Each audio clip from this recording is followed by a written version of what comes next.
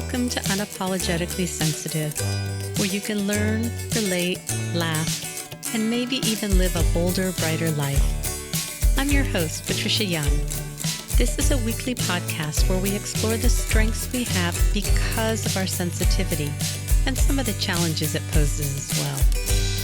The information in this podcast is not a substitute for help from a licensed mental health professional. Hey there. To the creatives, healers, sensitives, and deep thinkers, how the heck are you doing? I think we're in June by the time you're hearing this. How's it going? Are you enjoying your summer? Anything fun on the horizon? Today's episode with Jen, I think, is highly relatable. A lot of these things are things that we all go through. We re-experience them. There's a part of me that's going, we've talked about this already, but I think each time we do it, I just think it makes a difference. What do you do when you're feeling more disconnected or your sense of who you are is not, it's just a sliver of the whole picture? How do you walk through hard times? How do you build relationships so that when you struggle, if it works for you to stay connected, you can stay connected even when you're struggling, because there are some incredibly sweet connections that we can have in those messy, uncomfortable times. We also talk about everybody's wired differently. So you may have been told to meditate, but if meditation doesn't work for you, if journaling doesn't work for you, if when you get dysregulated, you just really need to cocoon and go within, and that's regulating, that's okay too. And I think we get these messages that we're supposed to show up in a way that works for everybody, and we really have to honor what works for ourselves. And what I don't think if you hear this again, it's okay. Jen often journals when she needs to get clear on things. Journaling does not work for me. And this morning I sat down and journaled. Journaling does not work. I basically just see what's going on in my head in front of me on paper. And I feel like, well, this didn't help. And it's a tool that works for a lot of people. And it may work sometimes and it may not work other times. Jen also talks about Kristin Neff and her self-compassion break.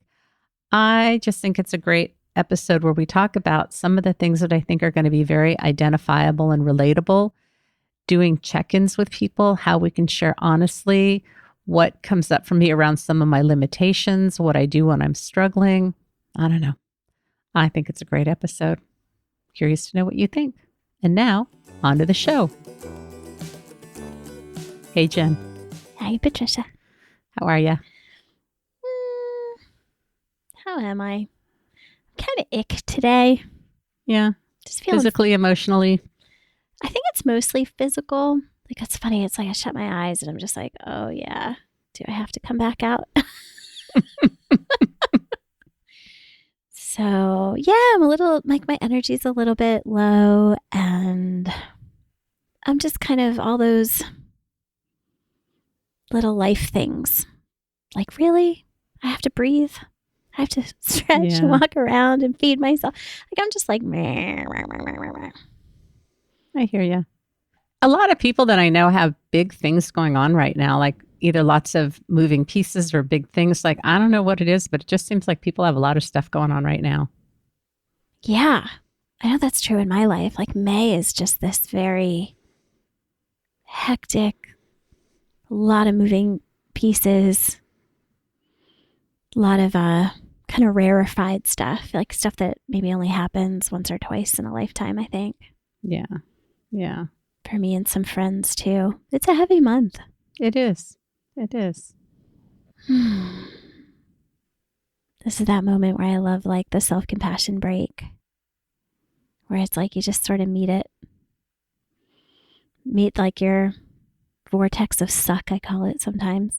Mm-hmm. And meet it, like, honestly, and catching myself doing the things that might exaggerate and make it worse, or the things that might minimize it, right? In an attempt to make it better, but minimizing it, I don't know. It's not usually helpful in my experience. Yeah. And then, so step one of the self-compassion break, there's 3 steps, right? Like, that's the first one. It's kind of like mindfulness of all the ways coming in contact with the present moment, even when the present moment sucks. Mm-hmm. And then step 2 is connecting with kind of the universality of suffering. This comes from Kristin Neff's work. And so step 2 is just everybody out there that's kind of going through it. Because we're not the only ones, right? Like, sometimes stress can be so isolating. but there's plenty of us out there having a heck of a May. Yeah. And then so connecting with that, the people, even in my neighborhood, my city, my state, all the way across the whole world, right? There's plenty of us kind of in that boat. And then step 3 is to kind of wish all of us collectively, whatever it is I'm needing in that moment. Mm-hmm. Sometimes it's a breath, sometimes it's gentleness, and wishing it for myself, but then for everybody else too, which, how like sometimes it's easier, instead of advocating for yourself, it's easier to advocate for a friend. Totally. Yeah. A little bit of that in there too. Like it's easier sometimes for me to really wish the fullness of that for you than it is for me, but I get included too. Yeah. Yeah. And that's usually some form of gentleness, right? Or groundedness or acceptance that every human life is going to have these ups and downs. How are you, my dear?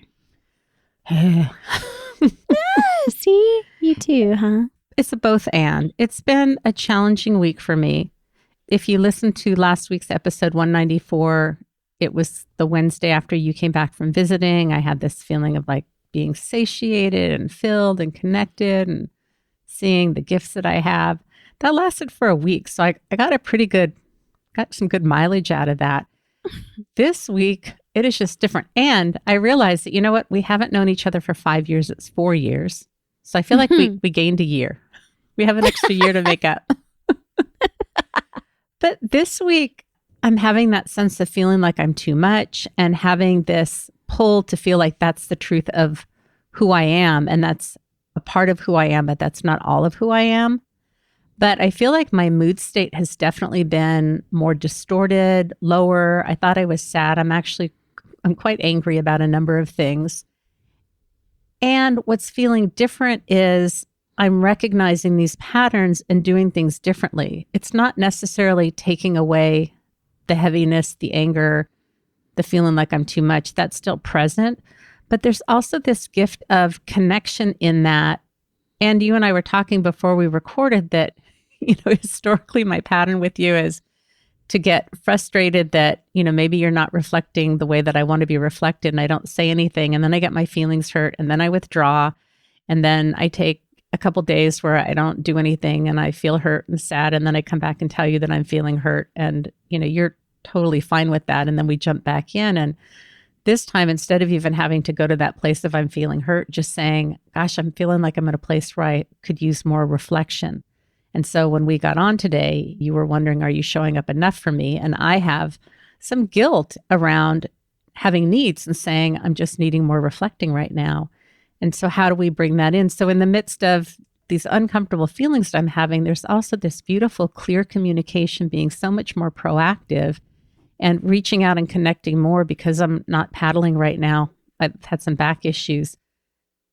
I've made a point that on the days that I don't paddle to make social plans with people, and I normally don't do that. And when Steve was out of town, I made a plan to make social connections and realized how much I need that and have kept that up. So it's very different than it would have been 3 months ago, 6 months ago. And there are some things that are going on. My son's was going to deploy on the 24th of May. Now it's been held off. He's having to get some medical things done, and we're trying to navigate insurance, and he can't pay out of pocket for certain things. It's just more work. There are just more things going on and getting through it.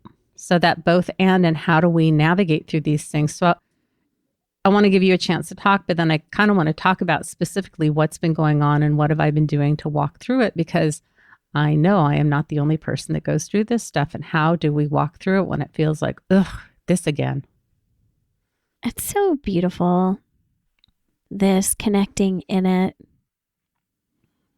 I don't know about you, but I have a part that's kind of like, I don't know, if only, right? Like if only I figured it all out, it would all be clear and it would just be smooth sailing.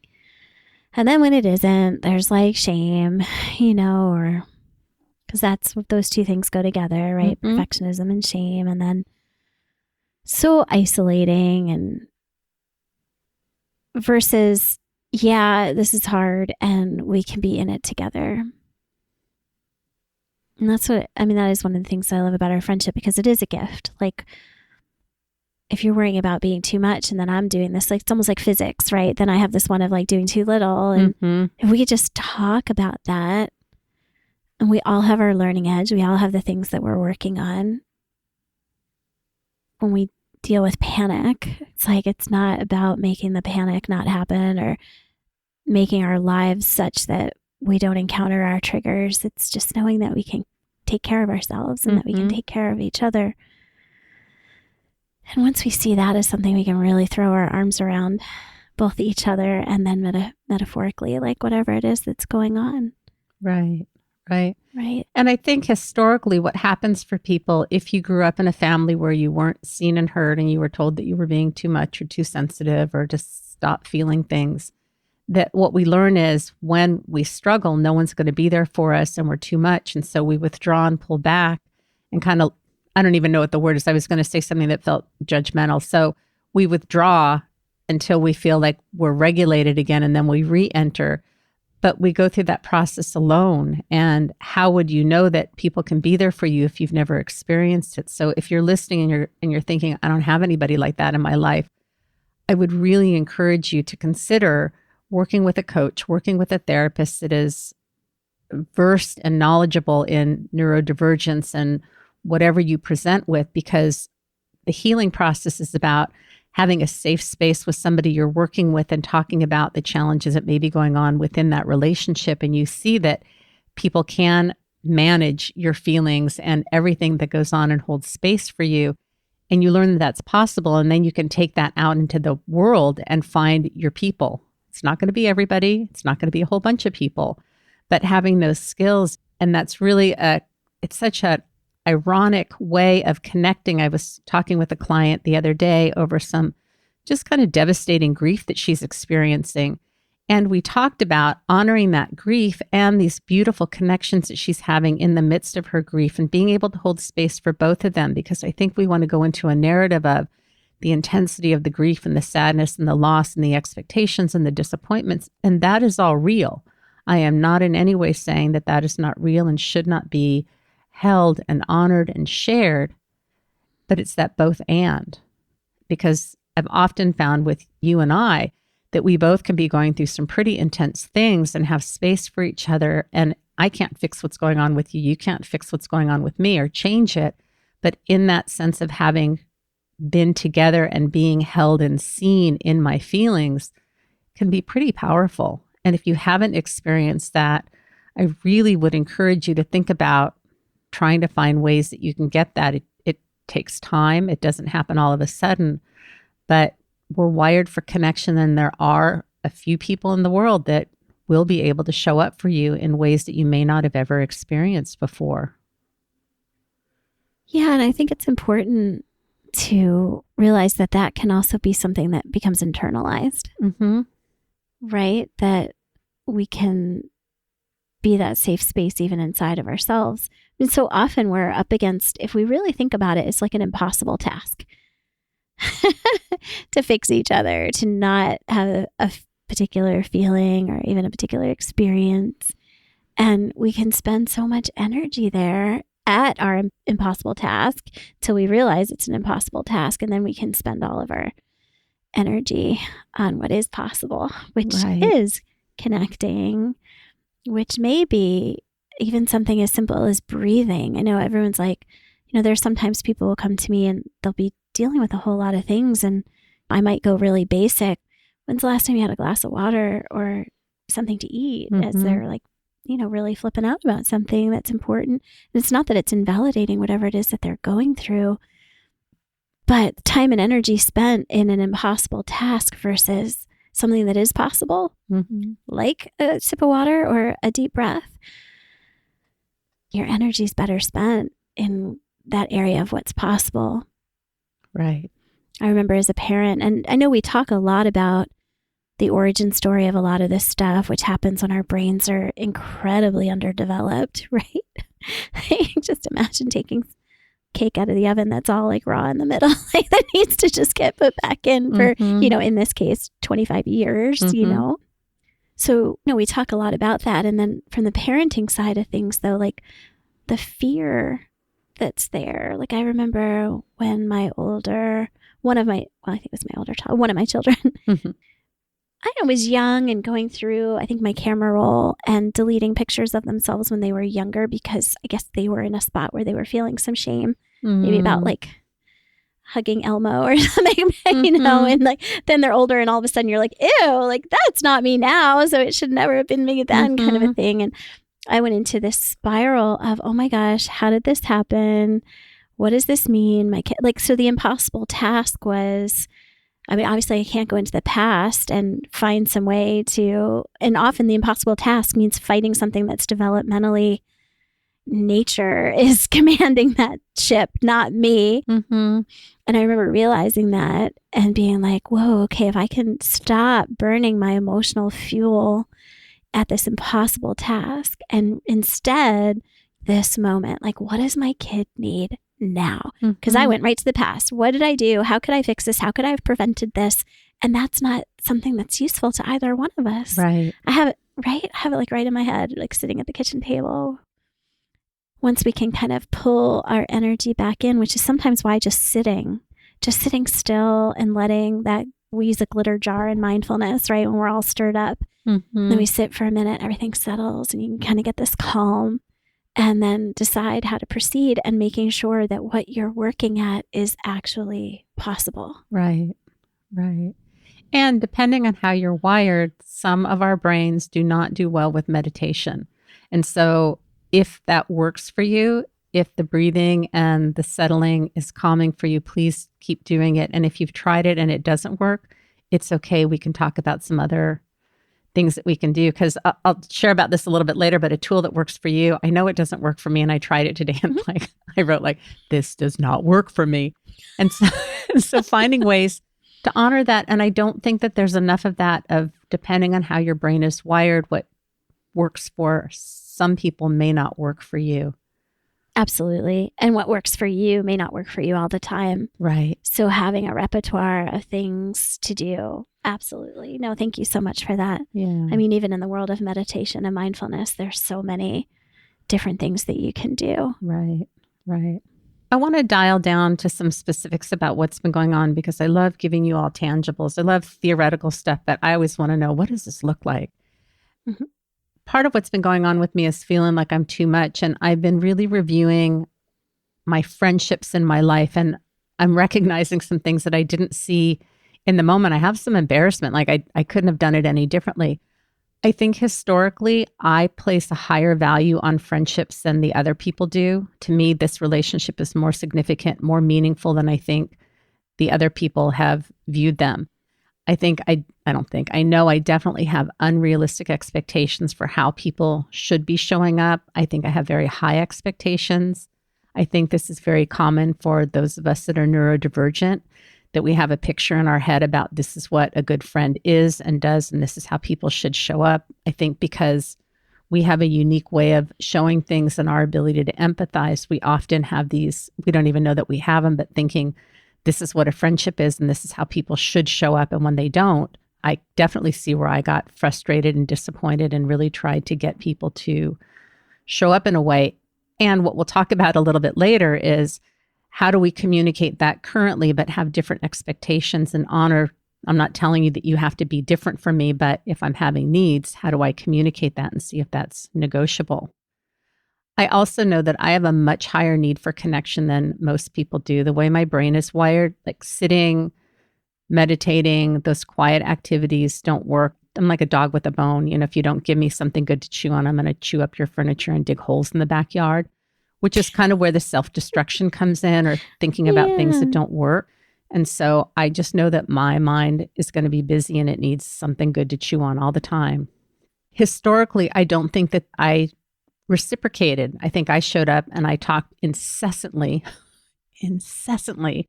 about everything that was going on with me, thinking it was fascinating to everybody. And I don't think that I really was interested or invested in what was going on with the other person, nor did they try and share that with me.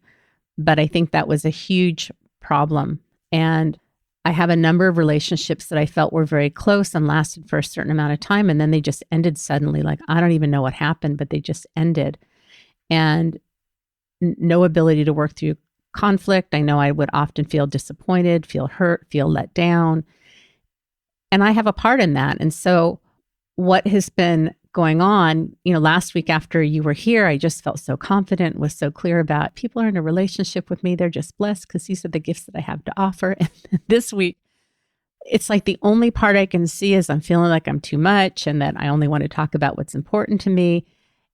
And I've been able to recognize that this one sliver of truth about who I am is not the whole thing. And I think it's so easy for us to see the details and have a difficult time kind of pushing that vision back to say, this is true. This is one part of me. And what about all of the other parts of me that are also true? But having this awareness of what patterns I've experienced in relationships, and then having that fear of like, ooh, what if I'm doing it again? And what if somebody says like, oh, I had it with you, Patricia, like we've been through this, I'm done.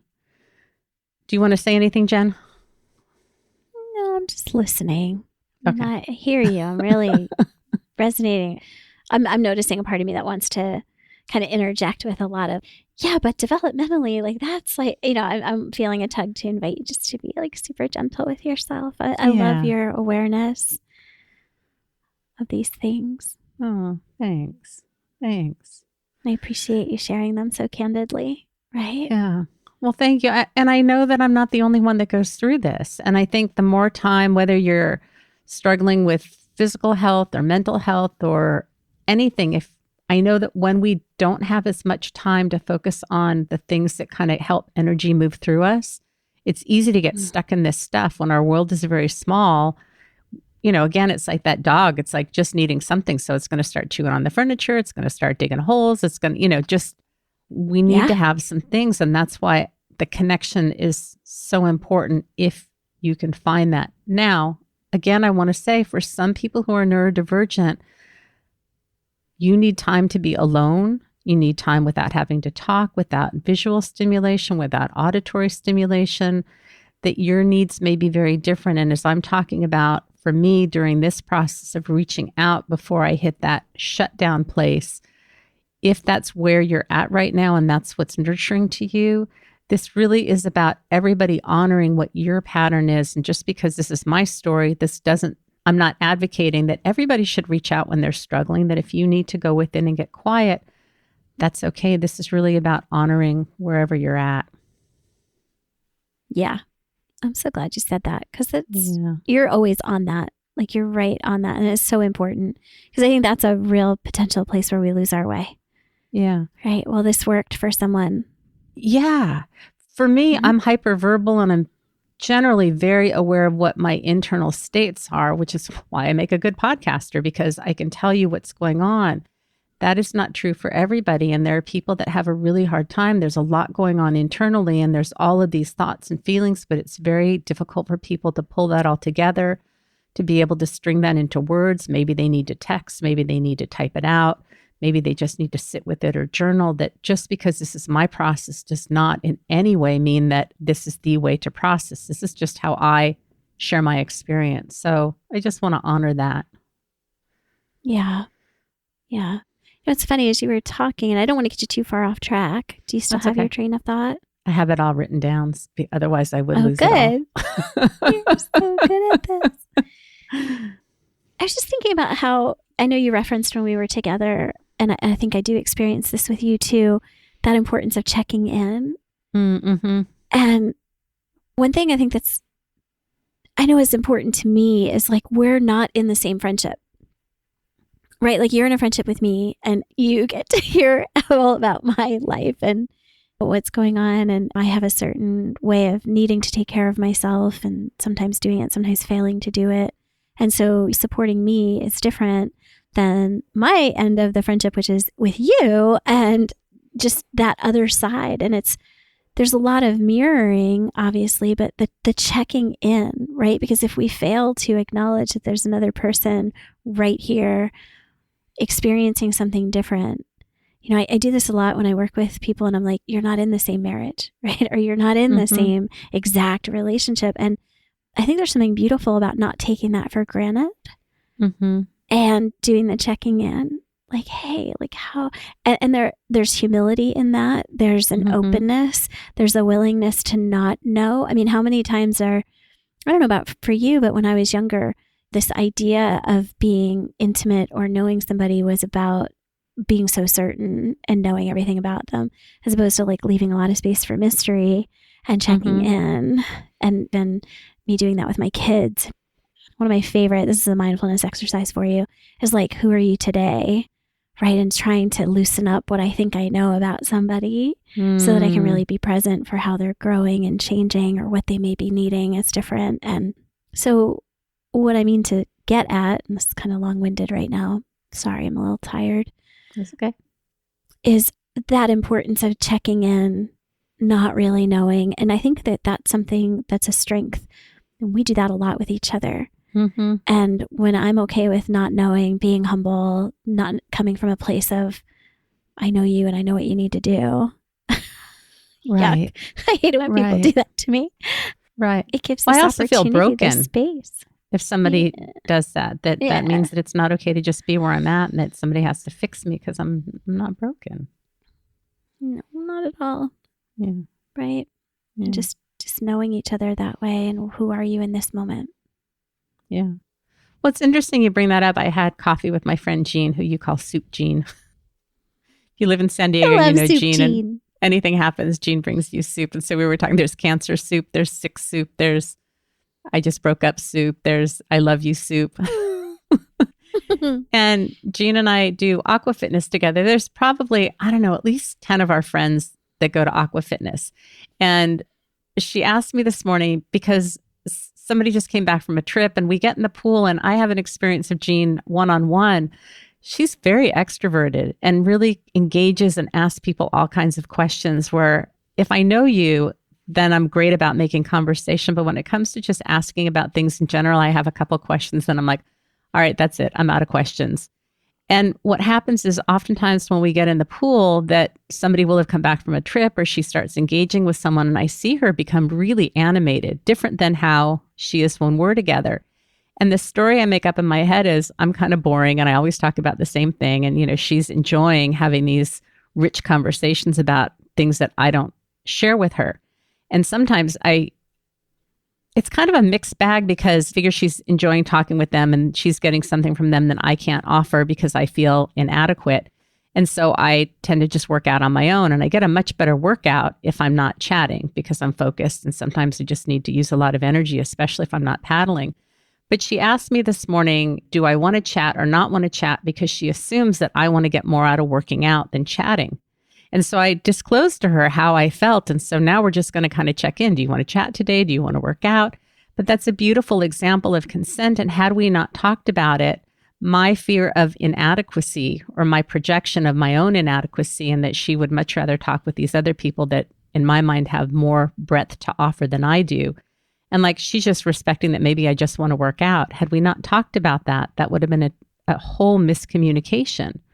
So checking in can be really important. Absolutely. I mean, I would almost assume that anytime I think I know what's going on, like 90% of the time it's going to be wrong. Right, right. You know, where I'm going to miss.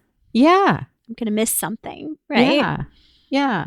And for me, I have this fear of rejection, this fear of inadequacy that if we click, I'm a great friend and can show up. But when it comes to things in general, I have a friend who just got back from a trip and we were meeting for breakfast and I had this, it didn't happen, but I imagined asking her a few questions and then her answering them and then saying like, I'm really interested, but I don't know what else to ask you because I just feel like in certain situations, like I'm just at a loss. My brain just doesn't work that way. Yeah, I love that I would call that meta awareness, right? Mm-hmm. So there's the content of what you're talking about right then and there in the moment. And then you bump up a level and you're talking about like process, right? And it's such a gift. It's so beautiful. I really want to continue talking with you and I don't know what other questions to ask. Like, are there things you'd like to answer? Right. And then you can get to the spirit of it, right? And particularly if you are a person on a growth trajectory right now where you're trying new things, if there are loved ones that you trust or friends and honestly, depending on what it is and how you're feeling about it, even just like community members, that you can kind of almost like narrate a little bit like, oh, here's that moment. I'm going to try and be brave and have a conversation with you because I'm not used to conversing.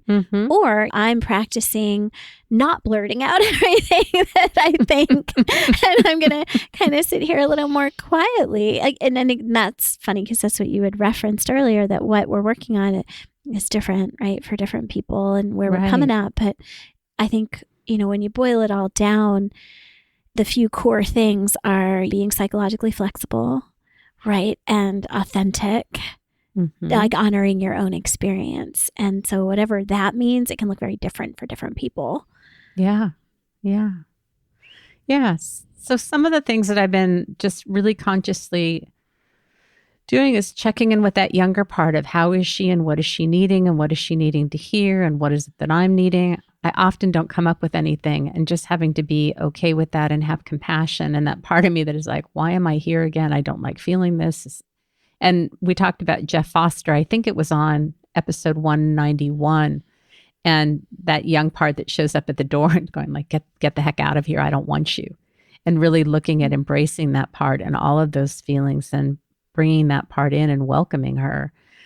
I did remember to do some EFT, some tapping. It helps in the moment and I get relief, but then I find that a few minutes later when I'm on to the next thing, whatever this mood state is, just kind of takes over. For me, making social plans, really making a concerted effort to do that. And I started to text a friend. We got together on Monday and I started to text her and go like, is it too soon to see if you want to get together on Wednesday? Because I feel like there are these rules and I don't know what they are. So all I can do is just be really candid about like, is it too soon to see if you want to get together 2 days later? And if you don't, then that's okay too. And then it's interesting because this morning I also got in touch with, I don't know how much of what I'm experiencing is actually sadness, but I'm also experiencing some anger and seeing how it is wanting to be displaced. It's funny. I don't know if anybody's watching Angry Moms. No, Working Moms. And some of these moms just come unhinged and like I'm having these fantasies of just wanting to come unhinged. And I'm not even going to say in what areas, just to be whatever. But having these fantasies of just becoming unhinged. And how much in my life I have felt out of control and don't have a sense of control. And this morning I was poloing you, Jen, and said, I really want to figure out a way that I can have a sense of what do I have control over in this situation so that I have a sense of personal agency, not controlling the situation, not controlling what anybody else does, but where is my own personal agency? And I had no clue what that was going to look like. And then I had coffee with Soup Jean and we were talking about it. And she had this beautiful suggestion that is so honoring. It's just such a way, it's a clean way of honoring me. And again, I think that when we build up this distress tolerance and we can sit with our discomfort and not have to fix it and do anything, the solutions often will come into play. We just kind of trust that it'll work out. We don't know how, we don't know when. And this solution that she suggested was just really beautiful. And then I kind of have, and if this doesn't work, then this is what I'm going to try after that. And when we can find our own sense of agency, what do you have control over? What can you manage? What can you do so that you have peace without controlling anybody else? That kind of takes that locus of control from being external, of feeling like people are doing things to you, to how can I manage myself in this situation? Because I think uncertainty can be really hard. And our tendency, I think, is to go into self-harm behaviors. I'm being too much. People aren't going to want to be around me. It's not okay to be angry. We do these things where we blame ourselves.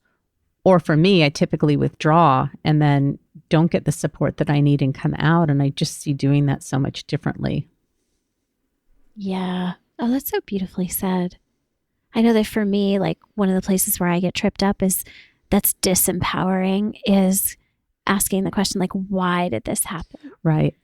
It's often unanswerable, really. And again, there's like so many reasons where embracing that uncertainty and letting it go as best we can. Right. Who knows why, but is that even useful? And instead, like downshifting into like, what do I do now? Or how do I support myself? Or what does this moment really call for? And then being able to disidentify from that a little bit too, because I know that a lot of the situations that get me tripped up are situations that in life that really demand from me showing up in a way that's contrary to my self-concept.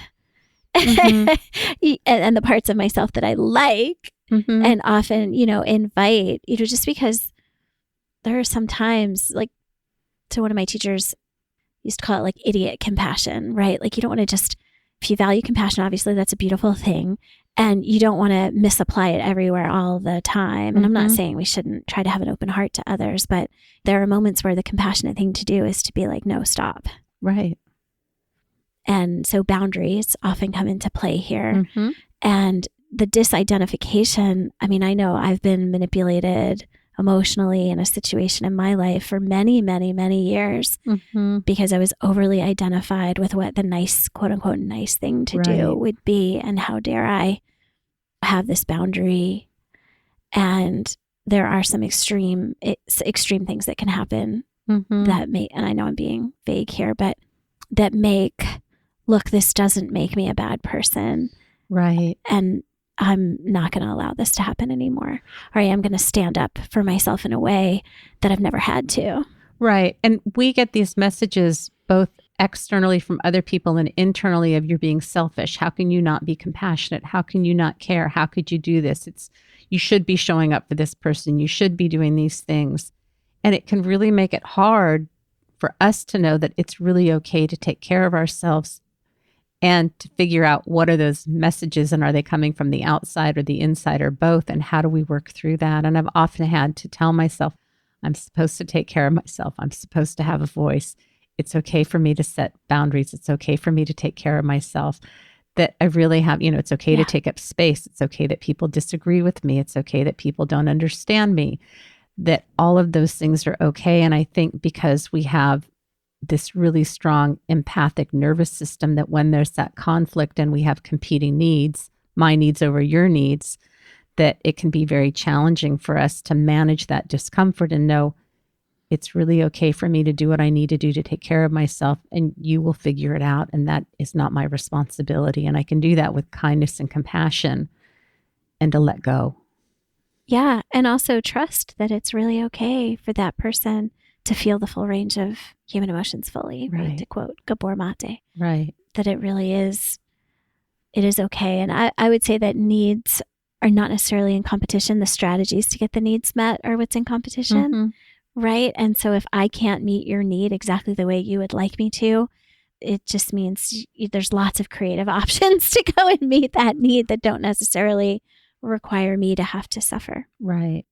And to remember that if we're in relationships, I don't even know what the word is, but if for you and I being in a relationship, if you set a boundary with me, chances are I'm going to want to honor that because I care about you. And if I'm doing something that's creating harm or discomfort, I want to know about it. And so when we're in relationship with people that have similar values and have that sense of trust and caring, a boundary can be a great thing.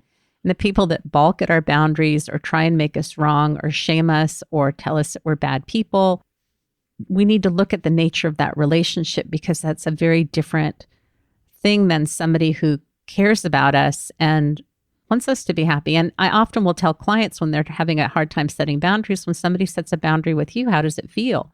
And most people are like, I like when people let me know. It gives me a sense of security. I know where the edges are. I know what I'm going to bounce up against. It creates a sense of safety if people say, I can't do that. I'm not free. I would love to support you, but I can't.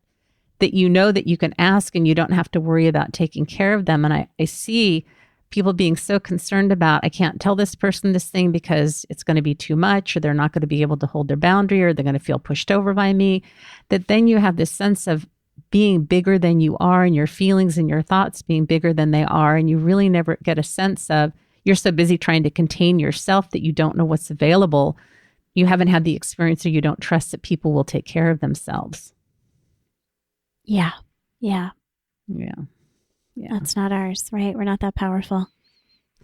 Yeah, I see our time. Yeah. Is there anything else before we wrap up? I'm sure there are many more things to be continued. Well, thanks for being here today. Thank you, my friend. Yeah. I think that's all I have. Okay. All right. Till next time. All right. Bye. Bye. As I usually ask, how was that? Was that relatable? Did things resonate for you? What things come easily to you? What things work for you when you're dysregulated? Does meditation work? Does journaling work? Does connecting with people? Does going within work? And are those things that work sometimes and not all the time? And when you struggle with things, what are the messages that you tell yourself? And are you able to hold compassion for yourself and gentleness? Or do you go into that place of, the little kid is at the front door, that part of us that we don't like, and we just tell them to get the heck out of here because we're tired of it? It's a process. We do the best that we can. If any of the things that we talked about resonate with you, if setting boundaries, relationships, friendships, work situations, self-care, knowing what you're feeling, figuring out how to take care of yourself, finding what you're interested in. I don't know, that's just a couple things. If you are interested in working with either Jen or me, you can reach out to Jen at heartfulnessconsulting.com. I love sending people to my website because I have a contact form there that gives me all the information that helps me when I send an email. So check your spam if you do reach out to me. But you can reach out to me at unapologeticallysensitive.com. Both of us would love to work with you. So we're saying something new at the end these days. Sensitivity is nothing to apologize for. However you show up in the world is perfect. Who you are is perfect. You're not too much. You're not too sensitive. You're not too quiet. You're not too shy. You're not too analytical. You are enough. You have a right to be here. You have a right to take up space. It's okay if people don't agree with you. It's okay if people don't like you. It's okay if people don't understand you. You are enough. You are special. You are unique. And how you show up in the world is perfect and a gift. I hope you're doing well. Thank you for being here and being a listener. And I think that's all I have. Have a blessed day.